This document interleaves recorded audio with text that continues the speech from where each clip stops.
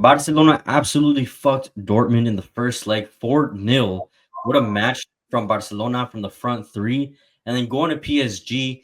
PSG with a masterclass performance, especially from these two up front, specifically looking at Kvaratskhelia and Desiree Doué, two ballers who scored two world-class goals. But before we get into everything, make sure you guys subscribe, like, check out all the platform links down below. Hello and welcome back to another episode of Charlafootball. I'm your host as always, Gerardo, and with me, Tomas. We just got finished watching the second set of matches between Barca and Dortmund and PSG and Villa.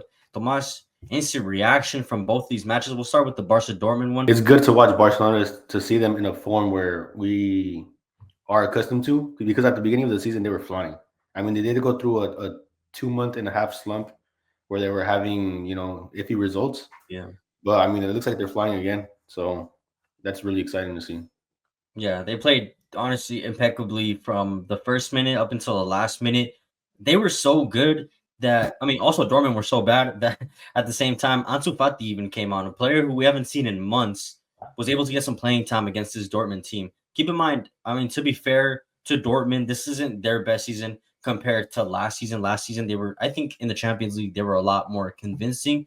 This season, the Champions League, yes, they're in the quarterfinals, but this doesn't look like that same Borussia Dortmund that we saw go all the way to the final. This Dortmund sitting in 8th place, really struggling in the Bundesliga.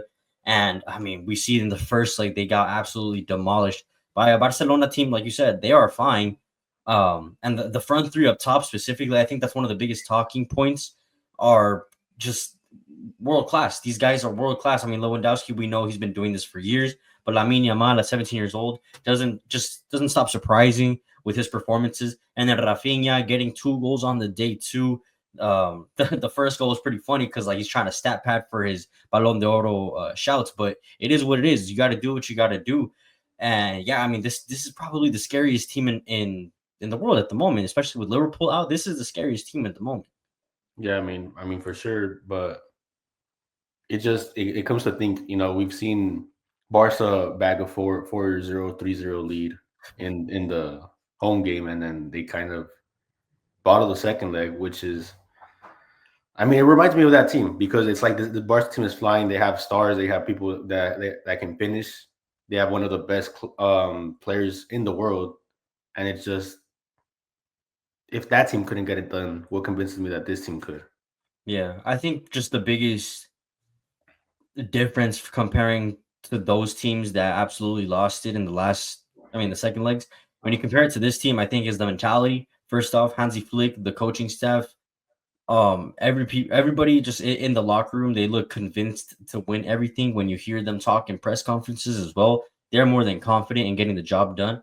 And with everything to play for, not just the Champions League, but you're looking at the Copa del Rey, you're looking at La Liga. These guys have literally just 9 to 10 games left to win the treble. And I think that is on the mindset of all these players. At the end of the day, these guys, they're world-class players with a world-class coach in Hansi Flick, who's already done a treble, who's already won a sextuple, I believe, as well. This guy, he knows how to get the best out of his players. If there was a moment to win the Champions League and to finally get rid of all that bad juju that fucking Barca fans and Barca players have, it's this coach and it's this moment right now, bro. Yeah, especially if I'm a Barca fan, I'm looking at the bracket, and I see Inter Milan coming up, but I also see Arsenal on the other side about to eliminate Madrid, so that gives me encouragement. And I see PSG about to advance, which, I mean, historically Barca is better than PSG, but in recent history, PSG has given Barca a fight. Yeah. But if I'm Barca right now, I'm not afraid of PSG. My eyes are Yeah, on Inter Milan. That's about it. I'm not even yeah. afraid of Arsenal. I think Inter Milan would probably be the scariest out of all of them, because if there's a team that can defend, that is probably the best team in defending. It's Inter Milan, and it's gonna be very difficult for this Barca team to break through a team like Inter. But we'll see when time gets there. But overall, regarding just this match in itself, yeah, I think the biggest talking point is the front three: Rafinha, Lewandowski, and Lamine Yamal. Lamine Yamal with the goal, Lewandowski with 2 goals, and then Rafinha with 2 assists and a goal. They got those three did everything up top, and just the speed at which they play at too, because they on the counter, these guys are absolutely deadly. These guys are deadly going forward. No, yeah, of course. We've seen it today. They showed it in many instances. They did go through a slump, but I Yeah. mean, it's like they're flying again. It's Yeah. like they just skipped to the good part. Now, would you dare to say that this is probably one of the best tridentes that we've seen in world football since Mm, like MSN, BBC days? I could, but a lot of people would say it's recency bias. Yeah. So I'll just let it float out for one more or 2 seasons, and then we'll see where it Yeah. leads. They have about like 83 goals combined. I know Prime MSN in the 2015, 2016 season, they had about 131 goals. So obviously, like the numbers don't really back up that statement, but just, I mean, it's been a while for Barca fans that they've seen like a front three like this, just absolute world beaters. So obviously, yeah, I get what you're saying. The whole recency bias kind of plays a factor. But yeah, these three are just they know how to play with each other. Pause. They know how to play together. They know how to play together. They know how to move around. These guys are just world class players. And I'll keep repeating that. But yeah, you think Barca gets the job done at the Signal Iduna Park in Dortmund? Honestly, if nothing unfortunate happens, if there's not an early goal in the first 15, 20 minutes, then I feel like Barca will get out of Signal Iduna alive. All right then. So yeah, I'm gonna go with the same result. I think Barca even get a win at Dortmund. Now let's go to PSG versus Villa, a 3-1 win for PSG.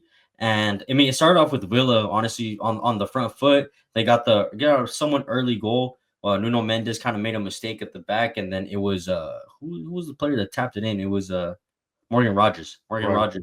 Yeah, fucking baller. He's been balling in the Premier League. From the championship to the Premier League, this guy has just been cooking. This guy's been fucking cooking since he came into the Premier League. 25 goals and assists for Villa. But unfortunately for Villa, it wasn't enough. You know, they scored that goal and then the lead lasted probably only like 4 minutes because then PSG got the equalizer and then it was just PSG from there on forward. I mean, yeah, you could feel the vibes in the stadium just completely flip after that tying Yeah. goal. Hmm. It's a little bit quiet. Aston Villa is defending well for about, I mean, 4 or 5 minutes. But PSG was just pressing that. Yeah, I mean, when you have the three up front at PSG too, I mean, you have Cavaradona, you got fucking Desiree Doué, you got Ousmane Dembele. So when you have those three up front, they're fucking sweaty. And then the goals today that they scored prove that. I mean, the equalizer from Doué was fucking world class, bro. Literally the campanita hits the crossbar and then bounces into the little like pocket of the net. Like that shit was clean as fuck. And then the second goal from Kvaratskhelia too, fucking taking on his defender 1v1, drops him like he was on fucking ice skates or something, and then puts it top bins at the near post. It's like on FIFA when you hit that near post shot. What's the control for it? Hit that near post shot. Oh, R1?